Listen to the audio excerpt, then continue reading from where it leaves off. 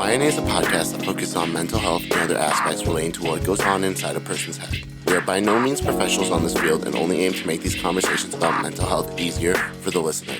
Nothing we say or talk about is professional advice unless explicitly mentioned.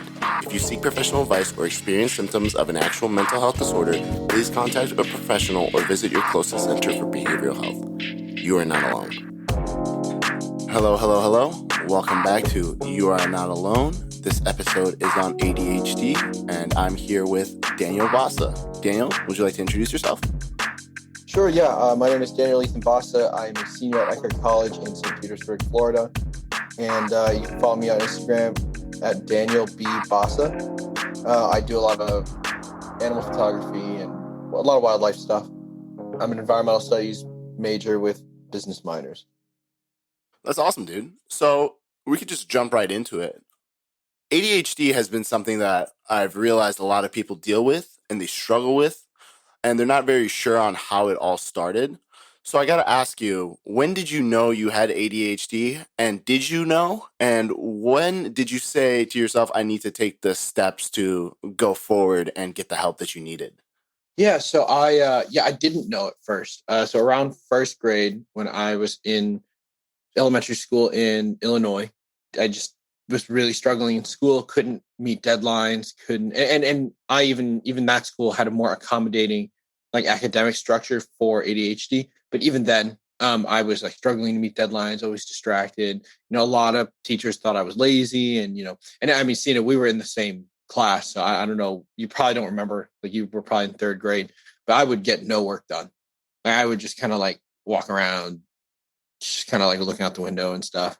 And everybody's always wondering why I couldn't get any of my work done.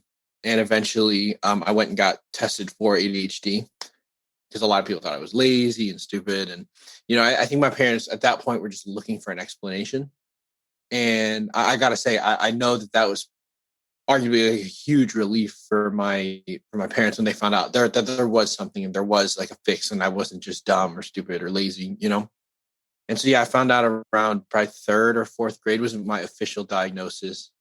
And then, we tried a lot of like psychologists and therapists and stuff. And, I think the one that started to work was around fourth grade. And it was somewhere, I don't remember where it was, but it was someone who also, it was a psychologist who also had ADHD. And I think that helped me a lot, like learn like coping skills from somebody who had to do it themselves, So was the connection with your therapist really important to you, and did it allow you to keep going and like understand that this is something that everybody, that not everybody, but a lot of people do deal with? Because I think that's the problem. Like we realize is when you do make a connection with a therapist with something that you are dealing with, I feel like it makes people a little bit more comfortable with who they are and what they're dealing with. And so that because they know that somebody else understands what they're doing and what they're going through. Because I feel as if you can't find somebody who understands what you're going through and what you're dealing with, you lose this sense of like, oh, like me and that other person are the same. You feel as if like you're not normal and that nobody else deals with it. So I understand what you're saying. Fortunately for me, I was pretty young and honestly pretty unaware and pretty naive. And so for me, it was mostly just someone that I could relate to.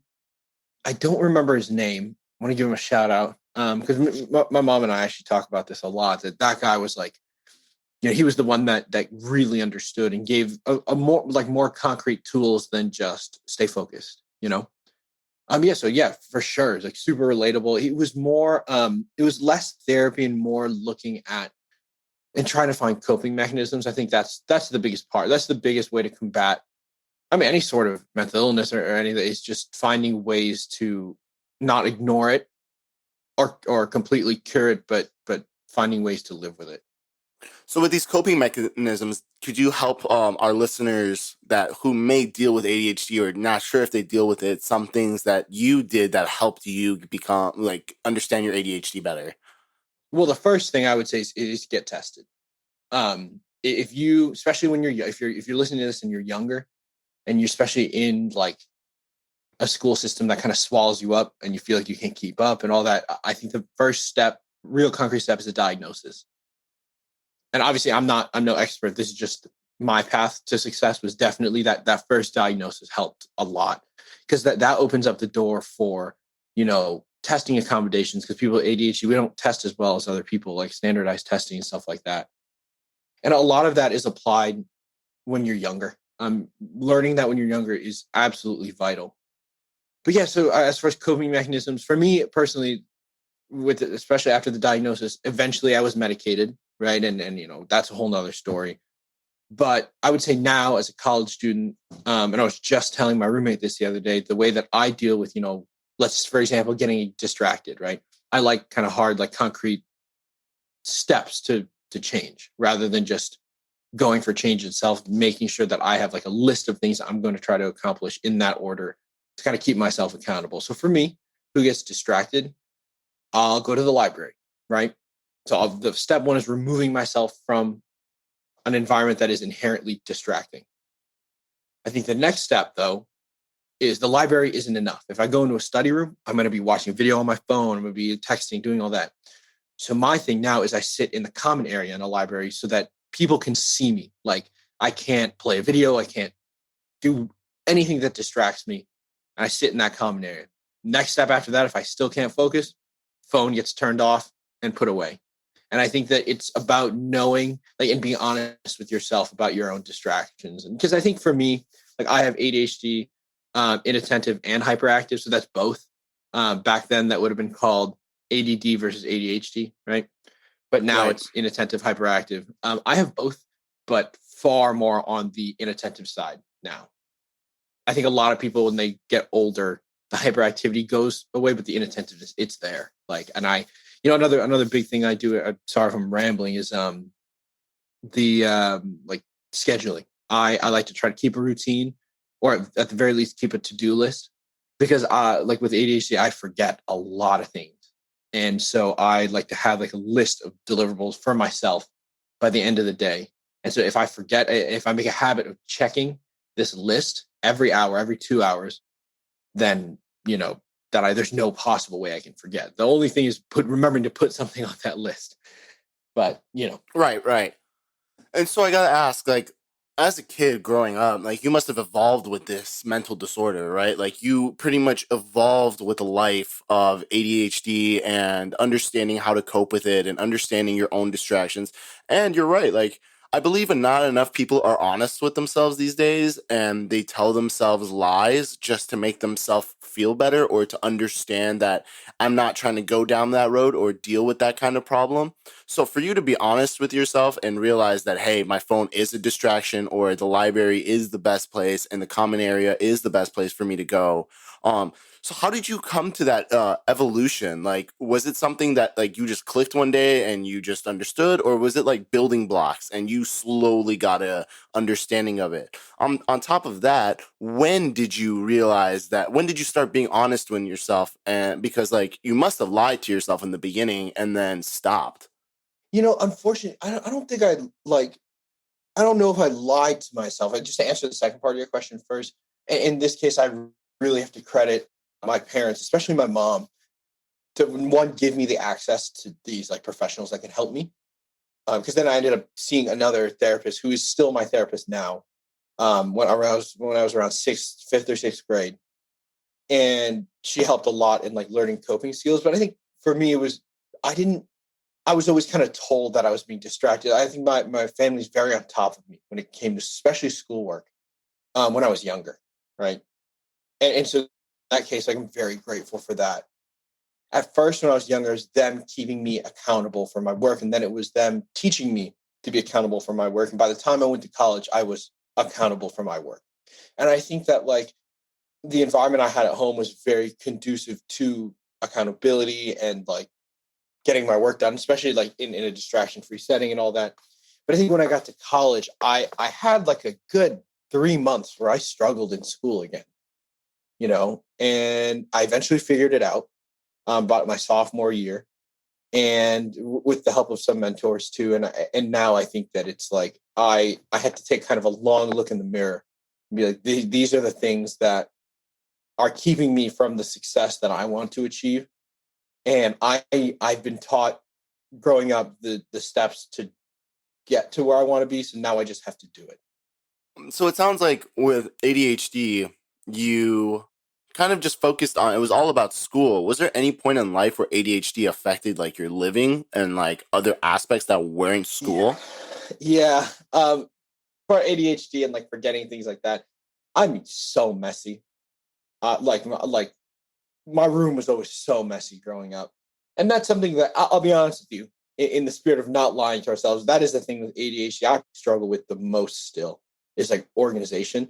I think that especially academically and like business wise, especially even my hobbies, I'm very meticulous, very organized because I think I have like a very high functioning form of ADHD where a lot of people just won't see it in like a work setting. But the second like you live with me, you'll notice these things. And like I won't lie, my room's not the cleanest. But I think that's a part of my life that it has affected. But I gotta stress that, like, and maybe we'll touch on it later. ADHD is not always a bad thing. I think for me, I struggle so much in the traditional confines of like just traditional school and traditional academic success that I had to look elsewhere for that, especially younger. I never got like great grades. I mean, even when we were younger, we didn't have grades, but you know what I'm trying to say. Right. But I never succeeded like some other the kids in our class. Like, do you know what I'm talking? You know what I mean? Like, there's some kids in our No, class yeah, no, I who completely just understand. got it, you know, and a lot of them were our friends who just did so well in that academic setting, and I had to look elsewhere for that. And for me, where I found that, especially like in my middle school years, with videography, and like you know how like I mentioned earlier with ADHD, you're so overstimulated, you see everything, every little thing. Like it feels like you step into a field, and a normal person would be able, not to say ADHD is not normal, but like someone without ADHD would step into like a field of grass and be like, oh, this is just a field. But then with me, I would say, okay, but there's certain like dandelions over there. There's certain things happening. I can hear something, and all of that overstimulation kind of lends itself to greater creativity. So in that sense, ADHD affected my life in a positive way, if that makes sense. You know? And I think with mental disorders, I feel like at a point you realize that a mental disorder is a part of you no matter whether you try to get rid of it with medication or whatever. It will always be part of you. Mm-hmm. I've never believed that a mental disorder can be completely cured and treated. I believe that Yeah. with mental disorders, you grow with it and you evolve with it. And it's kind of like a learning process through the whole thing. I've never looked at mental disorders as a bad thing. I think in the beginning I did just Mm-hmm. because of the things that I saw and the things and how it affected me. But now that I've evolved with it, and I feel like as you get older with a mental disorder, you slowly become like a different person with it, and you kind of both grow, and you kind of go through things in life. And now I can easily understand when I'm depressed or when I have a PTSD episode, like I can understand where I am in that moment and how to deal with it and how to become better or even use it to your advantage. So let me ask, were you ever able to use ADHD to your advantage? For sure, for sure. I think that I don't know how to say it. Like with, I'm sure whoever's listening to this can notice I'm all over the place. And I think that sometimes that is a disadvantage, but in other cases, that comes across as passion. And I think that at the end of the day, I'm a very passionate person. I go through, like we joke about it in my family. I go through a lot of phases. You know, I had a free diving phase, a reptile phase, even a hippie phase at one point. But I think that like every time I do something, I commit 1,000% into it, and because I'm so like distracted and so kind of energetic and even impulsive, sometimes it comes across as passion. And I think that that's while unchecked, that can be dangerous. I think that a lot of people tend to believe in the things that like I want, like if I have a project or something, they tend to believe in it because they can see that I believe in it to the extent that I do, and the energy that I bring to that. And I think a lot of that has to do with my brain just working differently than some other people, you know? And I completely understand. So I'm going to go down I think one of the most difficult routes, which is the medicated side of Yeah. the mental disorders. And I personally have a whole different aspect of a view on medication, especially where it's to the fact of whether you need it or whether you don't need it, or you can find different ways to deal with it. Like there's many different ways. But going down the medicated route, were you somebody who finally realized that the medication really does help and it really pushes you, or are you still like in an aspect in a view of the medication where like you could deal without it now? That's a good question. I think in high school I took the medicine every day, right? I take two, one long acting, one short acting. And for the high school structure, yeah, I mean, it worked. Like I was focused, I maintained focus throughout the day, and then I would take a booster dose in the evening. And yeah, it really helped. Like you really can't tell a difference like when you take it. Like it's not like a slight, it's a huge difference. But I think now in college, I've needed it less, I will say, just maybe because of the structure of my classes. And I'm learning about things that I'm genuinely engaging with in class. You know, it's hard to sit through 45 minutes of algebra if you hate algebra. But here, I mean, I'm studying, I'm in a class about I'm in a fisheries governance class. So I talk about policies and in managing fish populations. And that, I mean, that's what I want to do. You know, that's what I want to do in life. So no, I don't take my meds for that class. And on days where I have that class, I don't take it just because I don't need it in that. But overall, it does help me maintain focus. I will say I'm not as dependent on it anymore. But on the other hand, I've started to notice the effect that the medicine has on other aspects of my life outside of academics. Because I think when you take it when you're in school, 8 hours a day in like high school, then that you're maintaining focus. You kind of have one goal throughout the day, and that's, do well in school and get through the day. Whereas in college, when you're in class I've got 3 days off a week. So and that's not including weekends. I only have class for 3 days of the week. So if I take medicine on days where I don't have class, or even the classes that I have are only 3 hours of the day, I've started to notice the effect that it has on the non-academic parts of the day, in that it does increase my anxiety a little bit, suppresses appetite. And the main part is the anxiety, and for the most part, it's been manageable. Now that my anxiety is a little lower, and I think that exercise helps a lot with balancing the side effects of medication. I've noticed on days that, especially that I do cardio, I'm able to manage the anxiety, the spikes in anxiety that come from my medication. So yeah, medication and I have a weird relationship. I think I'm still in the bounds of it being healthy, but I think that I'm getting to the point and becoming more aware of identifying these side effects as anxiety. So I've spoke to a lot of people on this podcast, and I've explained that in aspects of disorders play hand in hand. And so like my depression plays hand in hand with my PTSD. Like Yeah. one punches left, one punches right. Comorbidity. With your ADHD. Yeah, exactly. Like how do you feel? Do you feel like your ADHD punches left and something else punches right? Do you deal with anything else that has a bigger aspect with you? Yeah. So yeah, I do feel that my ADHD does contribute to other things that I struggle with. On one hand being anxiety, and on the other hand being, this is the most recent one, is depression. That's a very, very recent thing for me. And I mean almost a year to the day where I think the official, I don't want to say diagnosis, because I don't know if I have any paperwork, but we're just talking to my therapist, and these are all the symptoms of depression, and throughout the last year I've really worked through that in a way that I feel like I am the happiest I've been, while also being the healthiest, because I've had other amazing happy moments in life, but I think now is the healthiest and most self-aware I've ever been mentally. But yeah, no, for sure. Yeah, I think it's anxiety and depression. I think, well, and those two things, I mean, I'm sure that those two things go insanely hand in hand.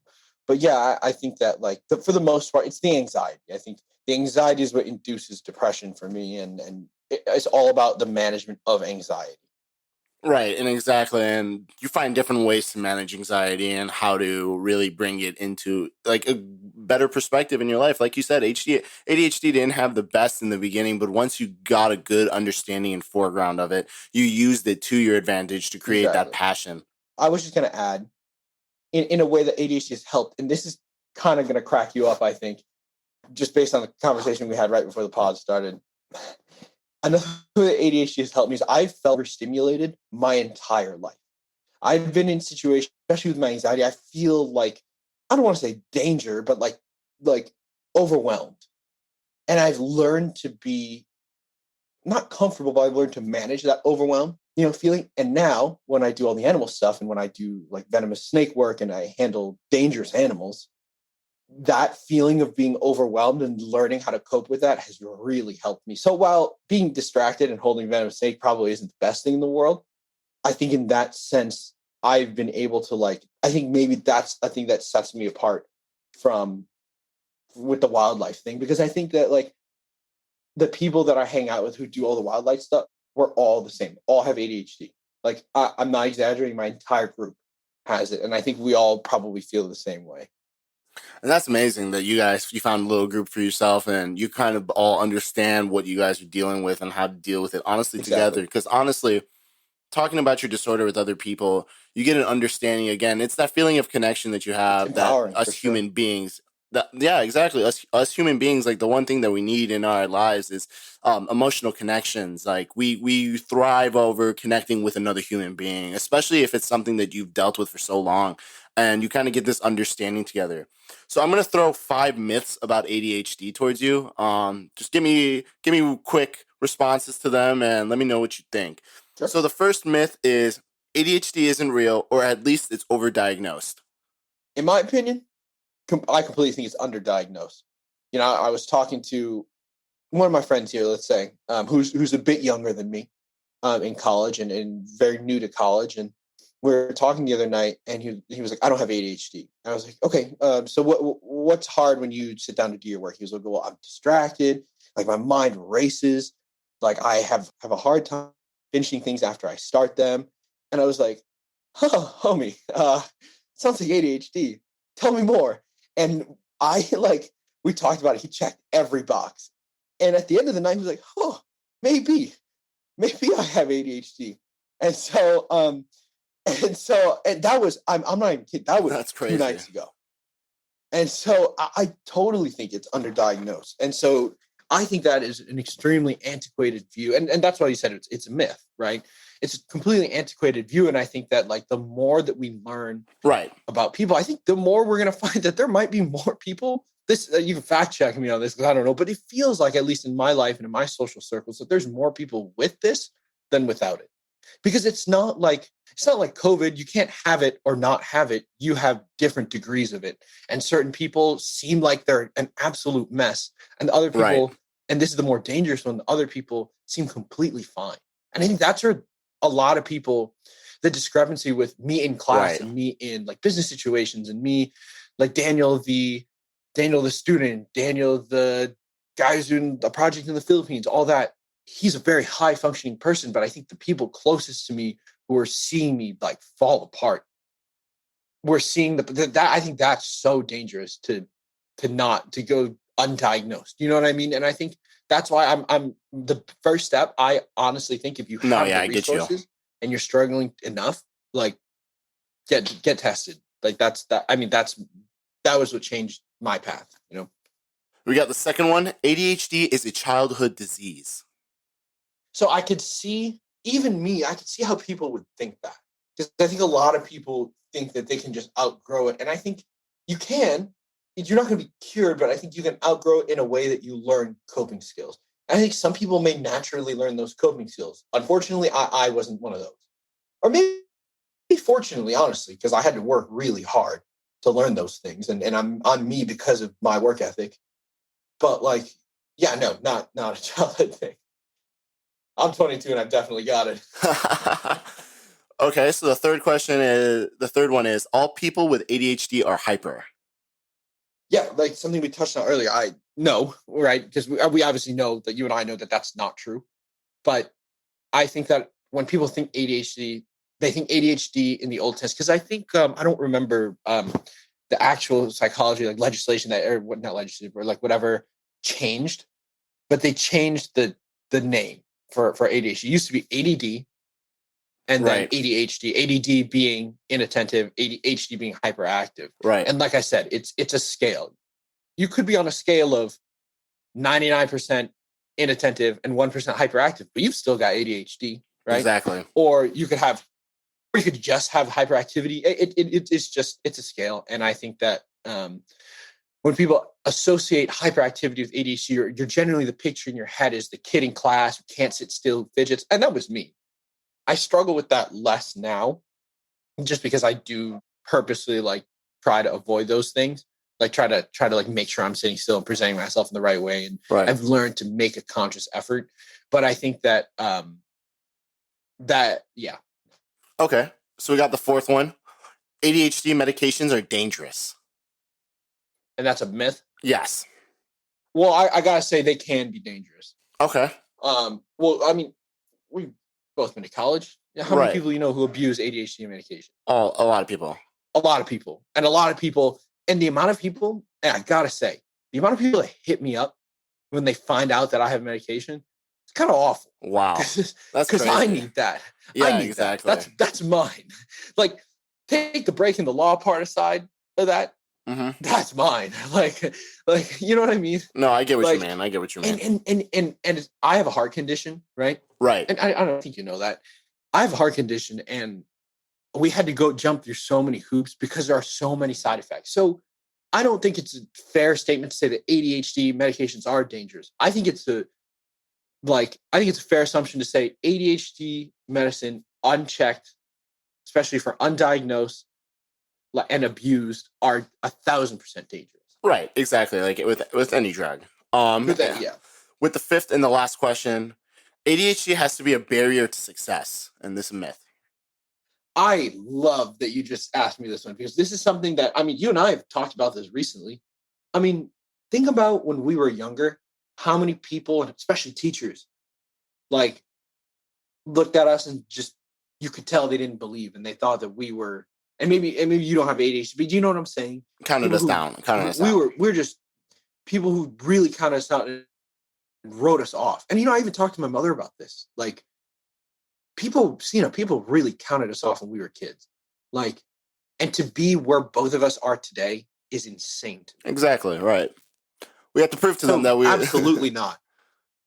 I just wanted to add that, like, for me, I think a lot of people can see ADHD as barrier to success, and I'm lucky enough to have the guidance and to have the tools to be able to learn those coping skills. But ADHD made me work my ass off. For so much of my childhood too, I was like in the trenches, right? Like, and it was coming down to academics always. And to learn to struggle like that, like once you not beat that, but I think once you've learned to achieve a certain level of control and success over that, then you can apply that to anything. And I think in a way that in the things that you've had to fight through, you have achieved so much in your field. And I'm proud to say so have I in mine, And that's what you can say. And I think that's the most beautiful thing about the whole thing is, like, I've dealt with this. I've experienced the lows and the highs, but in the end, no matter what, whether it did hurt me or better me, I'm here today. I love what I'm doing. I'm I can say that without my depression and without my PTSD, I would not be here where I am today, because it's pushed me to fight and strive and motivate myself even harder than I've ever done before, because I always felt like I had a step back from everybody. I was always behind everybody, that I didn't have the capabilities and opportunities as they did because I've dealt with different things.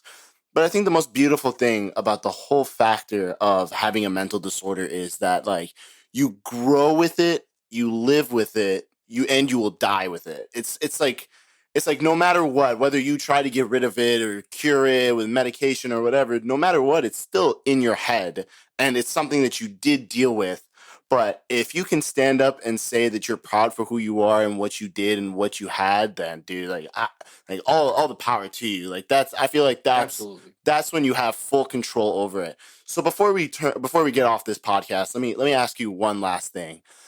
How, if you were a kid right now listening to this and you had no idea whether you did have ADHD or not, how would you help them push themselves to go get the diagnosis, or how would you give them tips to help them get better? Well, so let's say the audience that we're talking about is someone that, like a kid that thinks they have ADHD, because I think that's the first part, right? If you, let's say, are struggling with things that might be ADHD, and you're the parent of this kid, you don't want that kid to live with that stigma. You don't want, you know what I mean? Like, there's still like this, ADHD around like that diagnosis or whatever. I mean, I'll brag. I think I'm the perfect example. Well, how many adults do you know that said what they wanted to be when they were a kid and did just that? Because I did that. Right. And I did that because I had to confront the thing that might have been holding me back when I was a kid. I had to confront that head on from the time I was how old are you in fourth grade? Like 10? So to be, and I think that's my proudest accomplishment for myself is I became what I wanted to be. And I think not a lot of people can say that. And I think that's those kind of people I surround myself with here too, you know. And I go to a school that's mainly marine biology. How many people when they're kids say, I'm going to be a marine biologist? How many people do you know who actually did that? Right. And I go to a school with a lot of people like that. And I think that's the biggest part is that, like, to anyone, like, not even a kid, to anyone who thinks that they have it, like, as hard as it would be, and I remember how hard it was for me to embrace it, like, there's no running away from it. Exactly. In fact, the longer you put it off, the faster it's going to catch up to you. Right. I 100% agree with you. I think that's the factor of, like, the more you push it away, the more it creeps right behind you and waits for you to finally be like, hey, I do have this. So again, I want to thank you for coming onto this podcast, for explaining everything that you deal with. I really appreciate it. And I just want to remind my audience, please, please, please remember, you are not alone. We got you. We're going to help you out through this. And we will catch you on the next episode. See you later, guys. Thank you.